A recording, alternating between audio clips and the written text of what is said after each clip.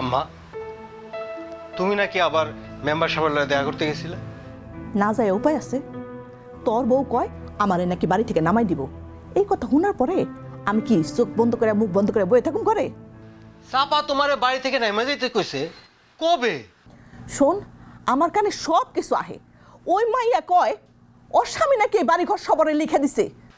আরে আম্মা মানুষের কথা কান দিও না তো, চাপা এমন মাই না। তুই চুপ কর, ওই ডাইনি যেন আমার বাড়ি তার পাও না রাখে। আম্মা আম্মা আমি সংসারটা করতে চাই আম্মা। তাহলে যা, তুই আর তোর বউ আমার বাড়ি থেকে নেমে যা। জামুগা তুমি থাকো, এই বাড়ির সম্পত্তি লইয়া তুমি থাকো। তুমি তো চাও না যে তোমার সাথে সংসার করো, থাকো তুমি। আর চিল্লাচিল্লি কিসের আবার? মায় কইতাছে আমি যেন আমার বউরে লইয়া এ বাড়ি থেকে যাইগা, থাকবো না আমি তোমার বাড়িতে। এই ফরিদ, বেশি কথা কইবি না। আমি বুঝলাম না, তোর বাড়িতে আইলাম আমি একটা কামের জন্য, নিজের কামের জন্য। মায়ে বলে তোরা ঝগড়া করবি, আর তুমিও খালা আমার লগে ঝগড়া করতো। এখন কি তুমি তোমার বলার বউয়ের লগে ঝগড়া শুরু করছো? কি এই খালা কি হচ্ছে? তুমি এই তোর মা এমন করে করে? আম্মা ও আম্মা কি হয়েছে আম্মা? বাজান, এই ফরিদ বাজান, তুই স্যার আমার আর কেউ নাই বাজান। তুই তোর বউ নাইয়া সংসার করে এই বাড়িতেই আমার একটু মতিন গো বাড়িতে দিয়ে আয়। এই খালা একদম পাগলামি করবে না। এই বই আসিস কেন? মতিন ভাই একটা ফোন দে, আর একটা অটো খবর তেমন হাসপাতালে লইতে হবে, ডাক্তার দেখাবো। না আমার কিছু লাগবো না, আমার কিছু লাগবো না। লাল ও লাল, আমার পোলাটা একটা বেগু হয়েছে লাল, ওরে তোরা একটু দেখে রাখি।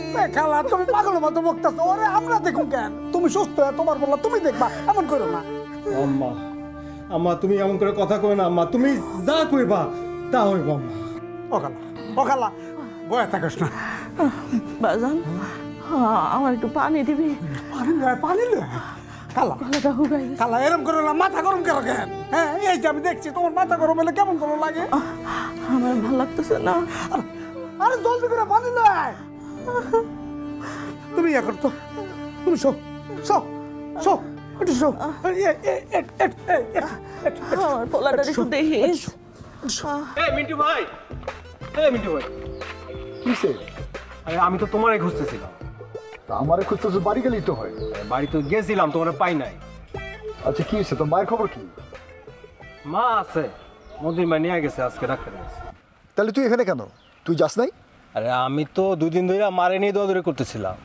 আজকে আসছিলাম চাপার লয়ে কথা কইতে, ওরে নিয়ে যেতে চাইছিলাম মায়ের কাছে। ভাবছিলাম মায়ের অসুখের কথা শুই না, ও মার আইব দেখতে। কেন আইব? পরের মাইয়ের টাকা কি? মা তোর, কষ্ট তোর। দুঃখ কষ্ট যদি ভাগাভাগি নাই করতে পারলাম তাহলে স্বামী স্ত্রী কিসের? যাই হোক, আমি খুঁজতেছিলাম তোমার অন্য কাজে। তোমার কি ভিসা ফাইনাল হয়েছে? না রে, এখনো না। ও শোনো, আমি না একটা লোক পাইছি, বলছে দুবাইয়ের ভিসা দিব, তোর ড্রাইভার ভিসা। বলছে সরকারিভাবে নিয়ে যাবো। কার কথা কস? ওর লোকের নাম হচ্ছে খলিল মুন্সি। আমি যে আসমাবু আছে না, রাত্রিও নন্দের জামাই। ও আচ্ছা আচ্ছা আচ্ছা, ঠিক আছে, আমি কথা কই দেখুন না। সরকারিভাবে যাইতে পারলে তো খুবই ভালো কথা, কিন্তু সরকারের নাম ভাঙিয়া অনেক বড় দালালি হয়, এনে কিন্তু বুঝতে হইব আগে। আরে সেটা বোঝার জন্যই তো আমি তোমার নিয়ে যেতে আইছি। তাহলে কালকে যাবো না, থাকো তুমি।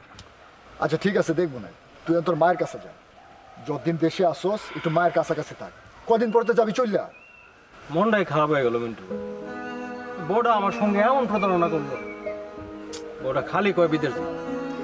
আমরা প্রবাসী তো, সবাই শুধু আমাদের কাছে টাকা চায়। ঘরে বাইরে সবাই খালি জিগায় কবে বিদেশ যাবো, কবে বিদেশ যাবো। আমরা দেশে থাকলে তো সবার ইনকাম বন্ধ হয়ে যায়। বউরে কি এত সন্দেহ করা যায়? বউ হইল গিয়া বিশ্বাসের জায়গা। আচ্ছা আমি কি করবো কৌতো?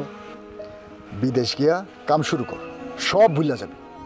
আমি ভুলতে পারুম না, আমার সংসার করতে ইচ্ছা করে। এদিকে বউ কইছে যে আমার কাছে আইব না, বাপের বাড়িতে থাকবো। আইব না কইছে? মায়ের অসুখের কথা শুনে আইলো না।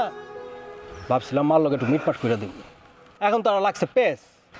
আমার মনে হয় এই ব্যাপারে তোর শ্বশুরের সাথে শক্তভাবে কথা কওয়া উচিত, নাইলে এমন খেলা চলতেই থাকবো।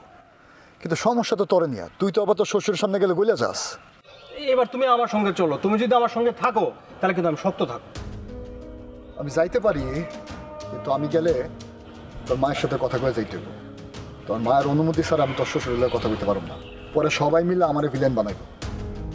আচ্ছা ঠিক আছে, চলো, মতিন ভাই মনে এতক্ষণে চলে আসছে। আচ্ছা চল চল।